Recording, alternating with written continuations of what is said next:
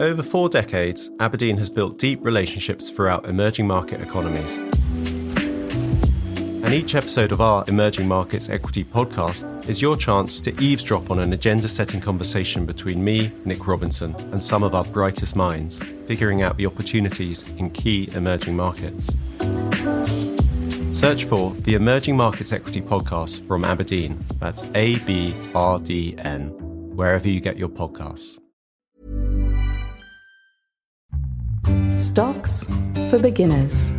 Phil Muscatello and FinPods are authorized reps of Money Sherpa. The information in this podcast is general in nature and doesn't take into account your personal situation.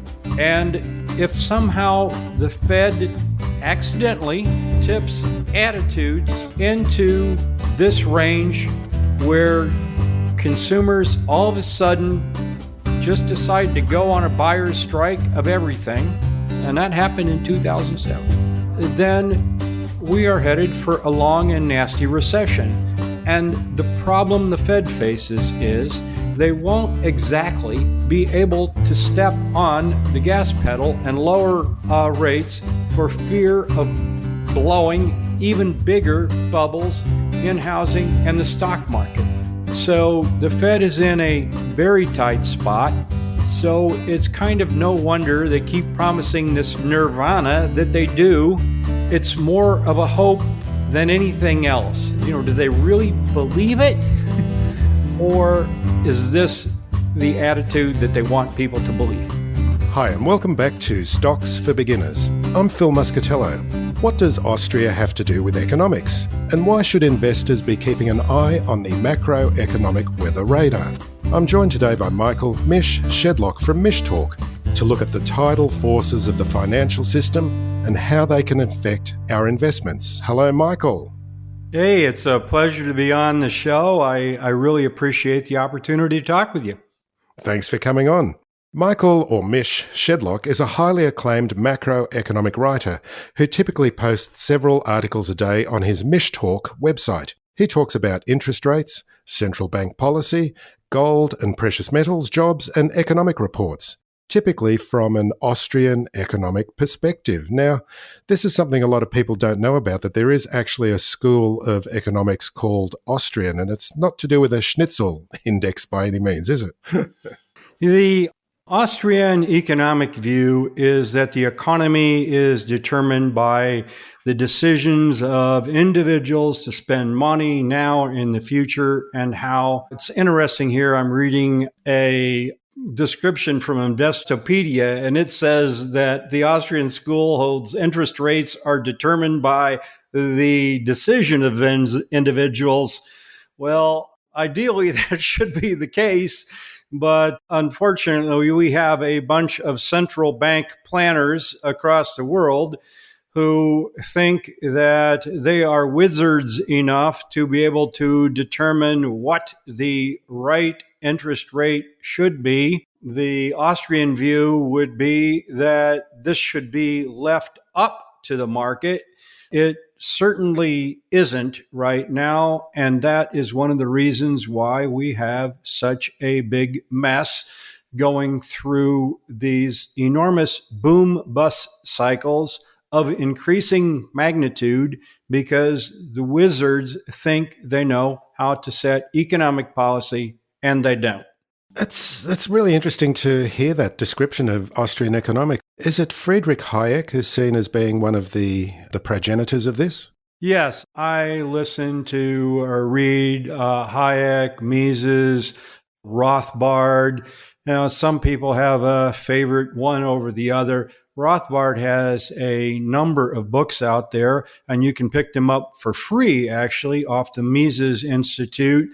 One of them is called What Has the Fed Done to Us? Essentially is what it amounts to. I don't remember the exact title, but there's a number of them by Rothbard that are free on Mises.org, and I would recommend people interested in this school of thought to look at that free literature and take a look at it. And some listeners may remember Milton Friedman in the 80s during the Reagan administration, and he was one of the disciples of this school of economics. He's since also been a bit discredited. He's been a little bit discredited, and a lot of it has to do with his view of monetary velocity.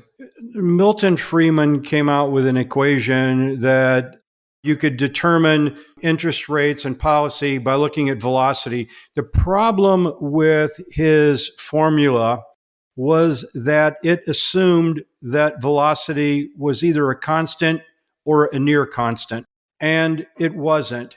And people make all kinds of errors reading, where inflation is headed on the assumption that velocity is a constant. Now, they realize that it's not a constant, but unfortunately, his equation makes it an implied constant, and few people take that into consideration when they look at, oh my God, look at all the money that the Fed is printing here. And they looked at QE, they thought inflation was going to soar. Inflation didn't soar until it was the free money handout from Congress to under President Trump, a huge one, totally unwarranted under President Biden. For the record, I don't like either of them. Neither of them is fiscally conservative. Both of them interfered in the markets.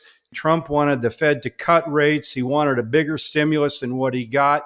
And when we got this big stimulus under Biden, that's when inflation took off, not because of what QE did, at least as far as it comes to figuring consumer inflation.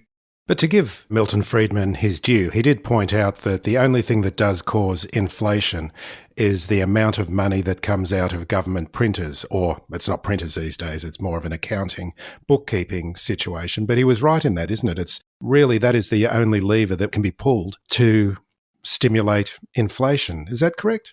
I think so. I mean, let's give you the formula of velocity so we can, talk about it.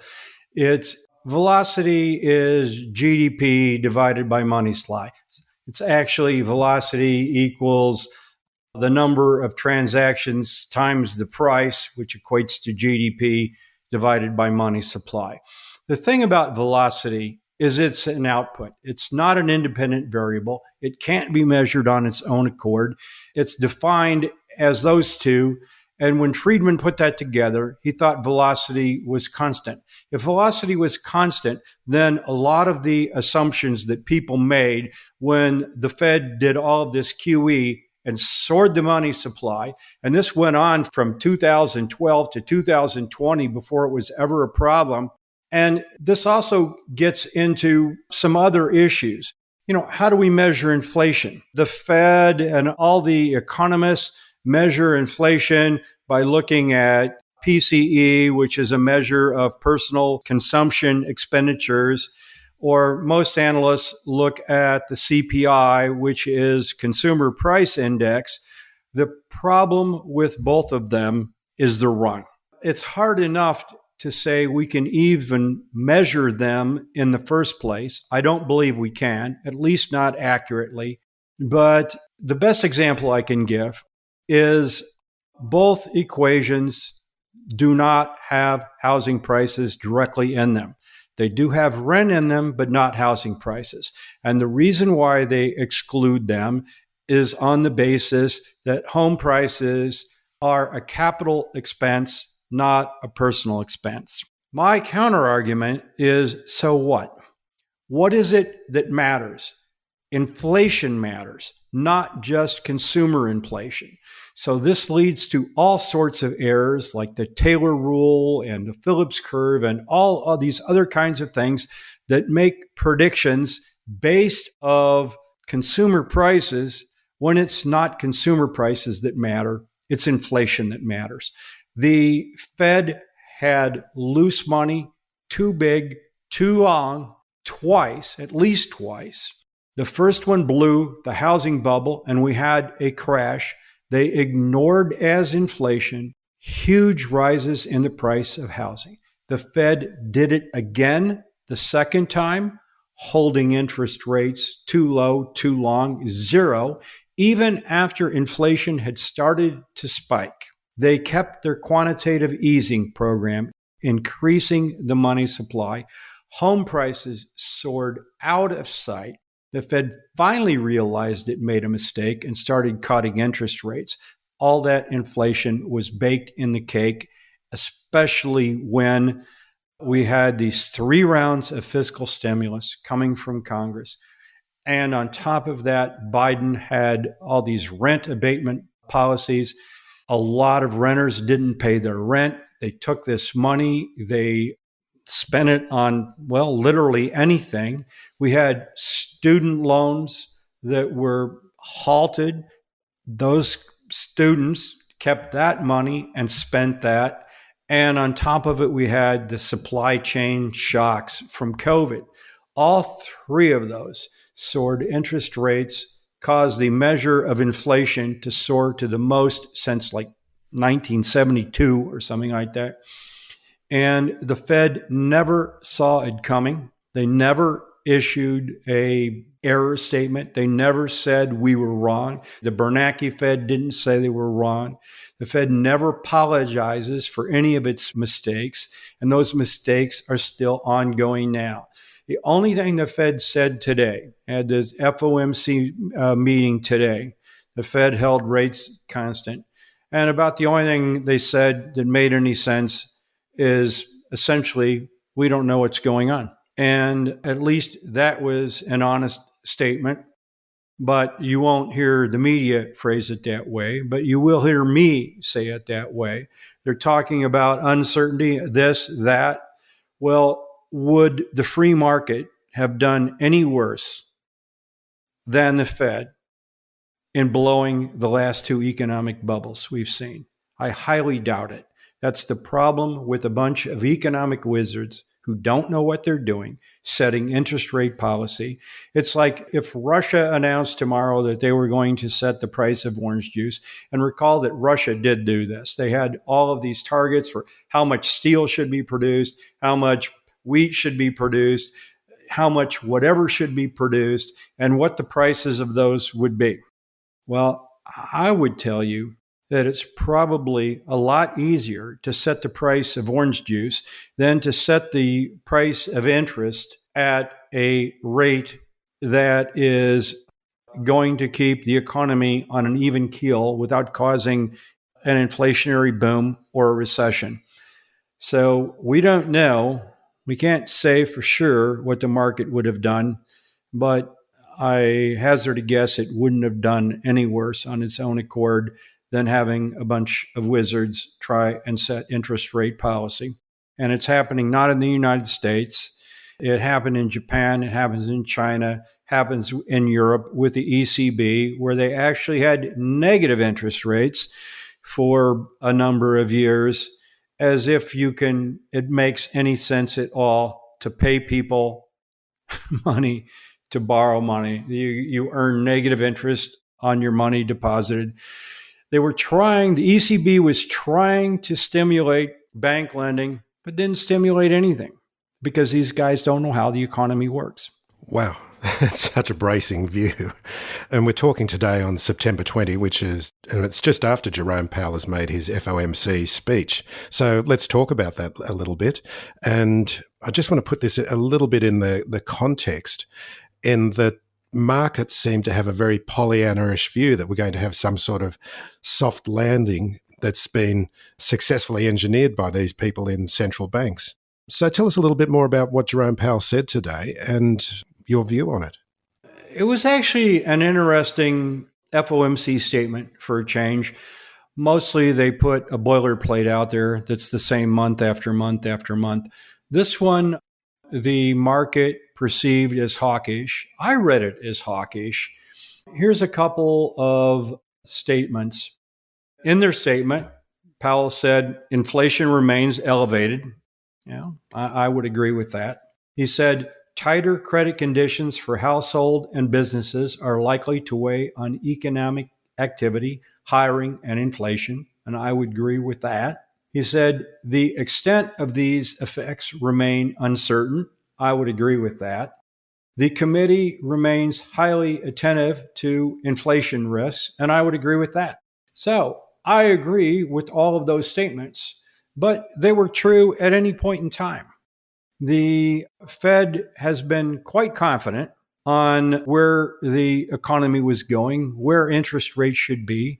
And you should recall, just going back to even 2019, 4 years ago, every one of the members of the Fed presidents and chairs, were worried that inflation was too low because they didn't know how to measure it. They weren't looking at housing prices, and that they wanted to make up for lost inflation.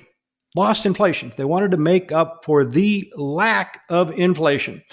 Well, it's pretty clear now that they made up for the lack of inflation in spades, and now they have the counter problem. This all stems from the fact that they didn't know how to measure inflation in the first place. They failed to look at asset bubbles, and they failed to look at housing prices twice. So they blew economic bubbles by not understanding what inflation is. And meanwhile, they claim to be inflation fighters without even knowing what it is. But my take on the FOMC meeting was these statements, those four that I just read to you, is a warning shot about uncertainty, and that it's a clear warning shot that the Fed's going to hike more if warranted. And what happened? I did an analysis. I've not published it yet here. The market had been expecting a lot of rate cuts priced in for next year. Well, Powell did what he wanted to do. The market expectation, which has actually been marching higher all year, was for higher for longer. And if we look at policies from Biden administration, I think we have another hike coming, at least. I think one of the interesting things that he said as well was that, I'm paraphrasing, but he suggested people should be investing in Bitcoin, in gold, in silver, and in real estate. This is quite an extraordinary statement to make, isn't it? It's hard to know what to do with this, actually, because of actually something the Fed said. And I could see we've got a strike going on from the UAW. We don't know the impact of that. And let's just discuss the next election. There's going to be a huge difference between who wins. And I'm telling you, I don't know how to handicap this right now. And neither do the markets. Trump versus Biden is about 50-50. That's, what the markets seem to say. There's not enough information right now to dispute that one way or another. But the economic policies from Biden are absolutely horrendous. He's pushing unions, which is inflationary. His energy policy is totally maddening. We don't have infrastructure in place to handle all of the EVs that he wants everyone to buy. Where we get all of the minerals needed to make batteries certainly is uncertain. Some of the minerals come from places like Indonesia that are now talking about export controls. About 80 to 90% actually of the manufactured minerals that we need, rare earth elements that we need to produce cell phones, guidance systems in the military, magnets, EVs for cars, all of that stuff is produced in China. And we have a monster trade war with China right now that both Trump and Biden have maintained. Biden even escalated it. And if Trump were to win, I'm quite certain he's going to roll back all of this EV madness. Now, EVs are coming. So when I say madness, it's just, we're forcing EVs down people's throats before they're ready for them. EVs are quite fine for somebody who only wants to drive around in the city. But as soon as you want to go and you have fears about being trapped out in the desert or wherever, getting from place A to place B on vacation, you have to all of a sudden be worried about where you're going to charge your car, where you're going to find it. Some recent studies show 25% of the locations that claim they have these car charges for batteries don't work at all. Why anyone would want to put up with that, unless they don't ever drive anywhere, is beyond me. And the infrastructure is certainly not in place. All of that is highly inflationary. We're going to need more deficit spending to build the infrastructure. We're pushing people via subsidies into EVs that they don't want right now. We're going to pay the unions something to produce them, even though it takes fewer people to produce an EV because there's only 10 moving parts to an electric motor and there's 2,000 parts to an internal combustion engine. Now, these things are good and we're going to get to EVs over time. But when you push them, when we don't have the supply of minerals, we don't have the infrastructure, and we're in a trade war for China, all I can do is look at that up and see inflation, and more inflation. So, who's going to win the election in 2024? I don't know. And what happens in the meantime? We could have a strike that's crippling. Attitudes can change at any time. No one knows what attitudes are going to be. I called it right in the housing bubble, exactly on time, but we don't know what's going to happen. And the housing bubble in 2007 was quite interesting. We went from people standing outside of condo developments for the right to enter a lottery to buy a condo to no lines and no one wanting any condos 1 month later. That's how fast attitudes can change. And if somehow the Fed accidentally tips attitudes into this range where consumers all of a sudden just decide to go on a buyer's strike of everything, and that happened in 2007, then we are headed for a long and nasty recession. And the problem the Fed faces is they won't exactly be able to step on the gas pedal and lower rates for fear of blowing even bigger bubbles in housing and the stock market. So the Fed is in a very tight spot. So it's kind of no wonder they keep promising this nirvana that they do. It's more of a hope than anything else. Do they really believe it? Or is this the attitude that they want people to believe?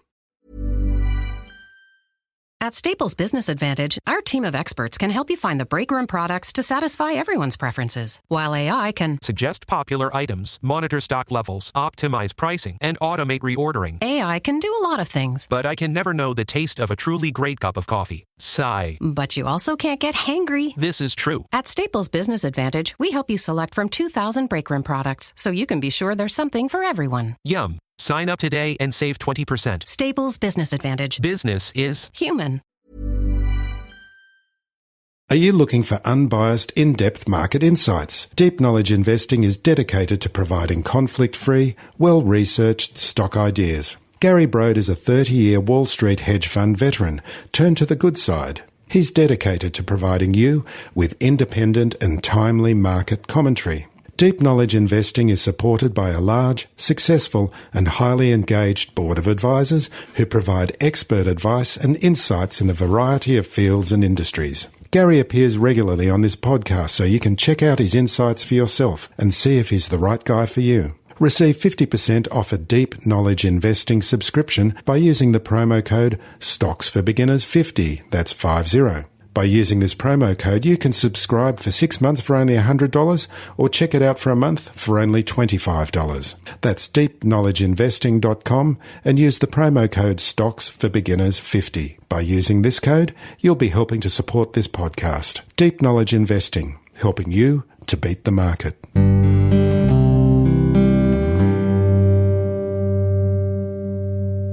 Do you think that there will ever be an urge to change the way government deals with money? Because at the moment, there is no incentive for a government not to print money. If a policy was suggested by a government, but alongside of it, it said, well, okay, are you willing for us to use your taxpayer dollars to pay for this program? You would get a very different answer to one where the government can just simply print the money and there's no responsibility, no consequences. That gets at the heart of the debate for and against Bitcoin now, doesn't it? The true believers in Bitcoin believe that Bitcoin is money.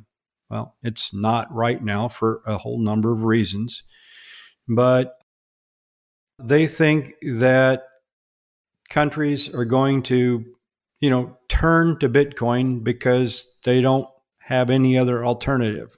I don't think that Bitcoin will ever be adopted as money by any major central bank or any major government simply because they do not want to give over control of money supply to an algorithm. They all want to print at will. This is what happened when Nixon, in August of 1971, took the U.S., killed the last vestige of a gold standard by taking the U.S. off of the gold standard.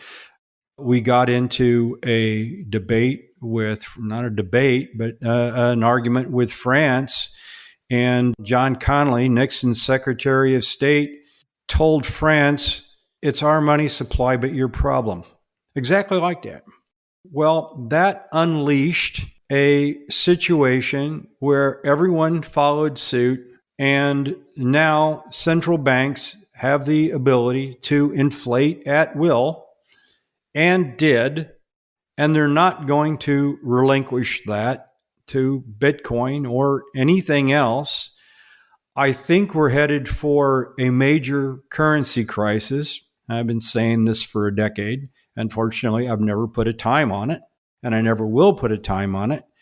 It's pretty clear that we're heading to that point based off of what we've done and where we're going. But I hear all of this nonsensical talk of the U.S. going into hyperinflation over what we're doing, when virtually every central bank is doing the same kinds of things to the same degrees, manipulating money and interest rate policy for whatever reason. So that automatically rules out hyperinflation. Hyperinflation is a complete collapse of currency where the currency in question, say the dollar, goes to zero against everything else.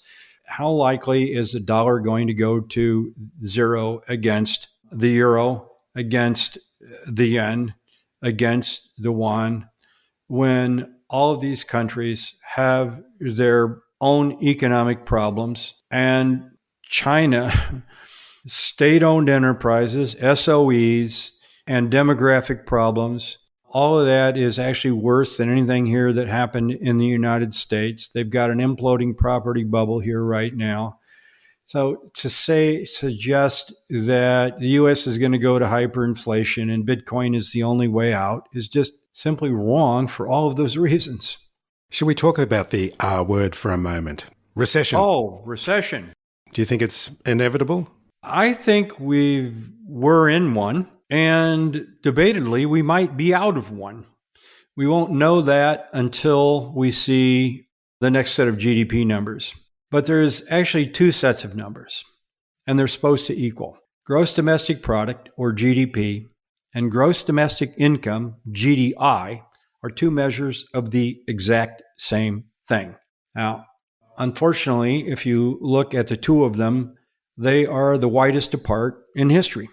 And the reason why they're supposed to match is you add up all the products that we produced and what we sold them at. That results in income to individuals and companies, individuals as salary, corporate income to corporations. So, income should match products. Now, it seems to me that income is a little bit easier to measure than summing up all of the products produced. And income, the last 3 quarters, gross domestic income, annualized numbers, were minus 3.3%, minus 1.8%, and preliminary for the second quarter of 2002, plus 0.5. Now, the GDP estimates, those were off the top. The GDI estimates were off the top of my head, but I'm certain they're accurate. The very, very impressive, GDP Mish. numbers were something like plus 2.0, plus 2.8, and plus 2.1. Those are not exact, but they're approximate. So we have income saying recession, at least for the 2 quarters where we had negative, and we had GDP that isn't anywhere close to it. So which one of those sets of numbers do you believe? There's historically, when one goes back and look, at economic turns, GDI produces a much better number. And the Philadelphia Fed has an alternate number to either GDP or GDI. They call it GDP plus. It's probably really more like GDI plus because it's closer to GDI. It's a blend of the two, but from what I can see, weighed much more heavily to GDI. It's certainly not an average of those two. And dating all the way back to 1960, anytime GDP plus was negative for even 1 quarter, let alone 2, the economy was either in recession or would head there within 2 quarters. There was one tiny instance where GDI went negative 0.1% that I'm ignoring. But that is a far better, far more accurate, with no false signals measure of the state of the economy than things like the inverted yield curve and industrial production and all sorts of other numbers. You look at them and they give all kinds of false signals. Dating to 1960, this GDP plus has never issued a false signal, and it's always been timely, within 2 quarters. Now, the thing one has to take into consideration here with this GDP plus is that GDI is often heavily revised. Now, the last revision to GDI, however, went from negative to deeper negative. So I think that tells me where things are going. And then the first measure of GDI for the second quarter of 2023 went from something like 1.8% all the way down to 0.5%. So I think we need to watch and see where the next measure of GDI is.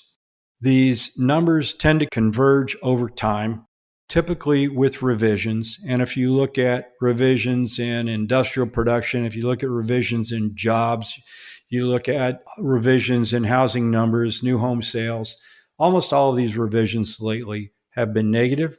And that's another thing that you see around recessions or around, economic turns. And it's the other way around when we come out of recession. The numbers tend to be understated and tend to be revised higher. So, people look at the economy and say, gee, it was great, it was great, it was great. Look at all these jobs. And say, well, what's the revisions going to be? And what are the incomes? And if you look at measures of full-time employment from the household survey, it's falling. It's really kind of amazing. And there's a lot more part-time work. And if you look at that and you say, okay, if the household survey is right and not the establishment survey, then that gives credence to the GDI look of things. And if you look at inflation-adjusted spending, that's another topic. People say, oh my God, the consumer is really strong. And in a recent economic report, I said, is the consumer really strong? As inflation-adjusted retail sales have hardly gone anywhere. And credit card usage is back near an all-time high. So, what do those measures say? Those measures say that the consumer is struggling. And if you ask the consumer, how they're doing, consumer attitudes are certainly struggling. And Paul Krugman just came out and blamed that on negative news reports in the media. I'm sorry, I got to laugh. I don't buy it. Well, has he ever been right about anything? Oh, yeah, certainly. I've actually agreed with no one's ever perfectly right or wrong, because then if they were, there would be a perfect contrarian indicator. It's just as valuable if someone's always wrong about meaningful things as if someone's always right about meaningful things. I've actually agreed with Krugman about 20% of the time over time. So people have stopped following me, and it's a sad state of affairs. Actually, people have said, well, I don't agree with your last post, so I'm going to stop following you. What? Especially when it comes to politics. And 3 times in the same day, I've been accused of being extreme right and extreme left. Now, obviously, that's impossible. That's a badge of honor, though, however. And it happens because, you say something negative about Biden. Well, you're a MAGA extreme Trump fan. And you say something bad about Trump. You have Trump derangement syndrome. You're extreme left. I told you before, I don't like any of them because none of them are fiscally conservative. They all want to spend more money somewhere. The Republicans want to spend more money on military. And they even go, and to get that, this is the way Washington works, we'll spend more on this in return for more on that. And so the compromise in Washington is, as it always is, Republicans get more money for military spending in turn for more money for social spending from Democrats. The Republicans only want to be fiscally responsible when they're not in control. They want to blame it on the Democrats, and the Democrats never want to be fiscally conservative. But the result is we're never fiscally conservative because the Republicans never want it when they're in total control of everything. So we can expect deficit spending as far as the eye can see. So I've met you. We were introduced by Gary Brode from Deep Knowledge Investing, and he's a regular guest on the podcast and good friend of the podcast. And you're on the board of advisors of DKI. Tell us about your role there. I appreciate that from Gary. And actually, my understanding is he reached out to you to invite me on this show. And I appreciate that from both of you. And Gary's a very bright guy. We see things a little bit different about Bitcoin, and that's okay. He sees an arbitrage opportunity right now based off of what the SEC is doing, and they're probably going to be forced to allow a Bitcoin ETF, and that's certainly, quite possible. And it's also possible that I'm wrong about where Bitcoin is ultimately headed. So this is the kind of discussion that, you throw out there in a post and people stop reading you for. When, Gary and I did a recent podcast on this, and we just calmly talked through, we each had our point of view, and I agree that there's an arbitrage opportunity. I do think that the SEC had no business stopping the Bitcoin ETF from getting out there. We both agree that most of these altcoins are total trash and we should stay away from them. Our disagreement is, the future of Bitcoin. And I gave you my view that that no central bank or government's ever going to adopt it. And this is where I disagree with most of the Bitcoin crowd, is I think that governments actually can squash it. And if the Fed or government came out flat out and banned Bitcoin conversion to fiat, in other words, you could not sell your Bitcoin and buy anything with it at stores, guess what would happen to it? The Bitcoin crowd tells me, well, we still have our Bitcoin. And I say, yes, that is correct. You still have your Bitcoin, but what is it worth if you can't trade it in? Because if the Fed said no Bitcoin transactions at U.S. merchants, guess what? There wouldn't be any. And the fundamental flaw of Bitcoin is that it requires conversion to fiat to do anything with it. Now, people tell me I'm wrong about that. People say, well, no, I can buy things directly with Bitcoin. No, you're not in 99.99% of the time. You're only buying something directly with Bitcoin with true barter. As if you went on, let's say Amazon took Bitcoin for some reason, and you could buy stuff on Amazon with Bitcoin. Amazon is not going to hold Bitcoin. They hold US dollars. People in Europe are going to hold, merchants in Europe are going to hold euros. They have to pay their bills and they have to pay their taxes in euros in Europe. And in the US, it's dollars. So until that cycle is broken, Bitcoin requires conversion to fiat. It's the vulnerability to Bitcoin is that conversion either stops or is simply taxed to death. So I always thought, wrongly, actually, and I was wrong, that governments would act on Bitcoin before they did, and they haven't. And now I think they won't. So what does that mean for Bitcoin? Well, governments will act if they feel threatened. If the price of Bitcoin never gets high enough, then they won't act. So I'm wondering if Bitcoin just kind of stabilizes here, floats down, or goes up and down in a range, maybe goes back up to 64,000 and falls back to 30,000. The more stable it is, the less threatened governments are by it. But in turn, that takes these $1 million projections and you can throw them out the window. Anyway, these are the kinds of things that Gary and I can discuss, and we do on our podcast without anyone getting bent out of shape because, they don't agree with us. And you see too much of that on Twitter where people stop reading other people. They're in this mindset of they're looking for reinforcement of their own ideas and don't want any others. And that's what we're discussing here now. I said, I don't like Trump. I don't like Biden. I gave you my reasons why I don't like either of them.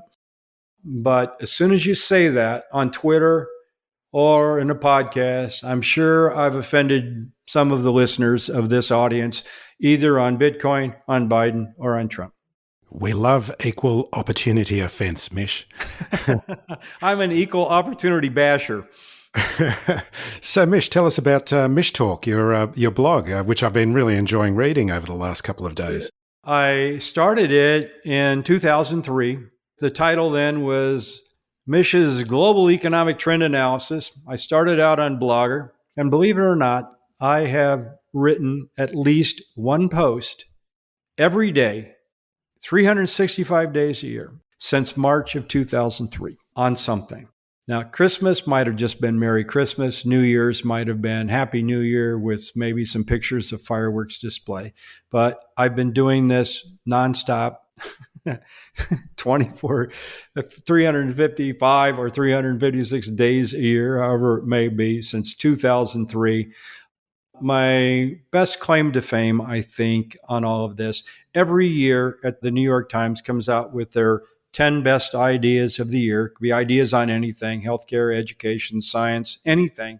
Their number one idea of the year for 2009 was called Do-It-Yourself Macroeconomics. It was about people who called the stock market better than any of the economists did. And I was named along with two other bloggers by name. Calculated Risk, his real name is Dave McBride, and Barry Ritholtz. So Barry Ritholtz, me, and Calculated Risk were named in the number one idea of the year for our economic blogging, and I'm still at it. And the web address is mishtalk.com, is that correct? It is, yes, mishtalk.com. By the way, if I can give myself another plug, I've got a photography blog. I believe I have world-class photography. It's another one of my passions. Please check out Mish Moments, M-I-S-H, Moments with an S, mishmoments.com.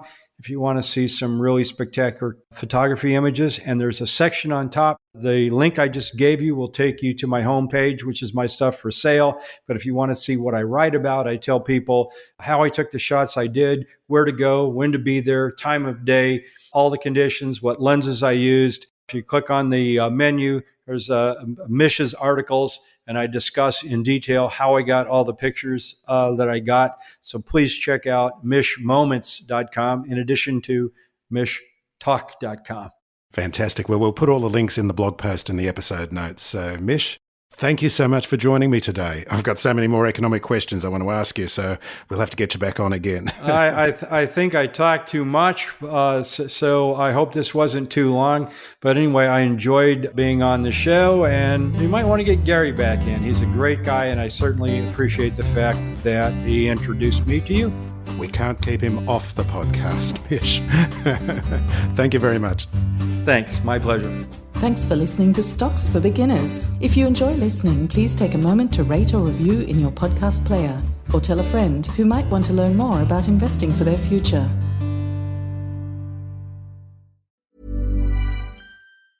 At Staples Business Advantage, nothing can top the smarts and instincts of the thousands of experts on our team. While AI excels at Processing data, automating tasks, and providing insights for better decision-making. and when they're used together, They are far more powerful than either is alone. Whoa.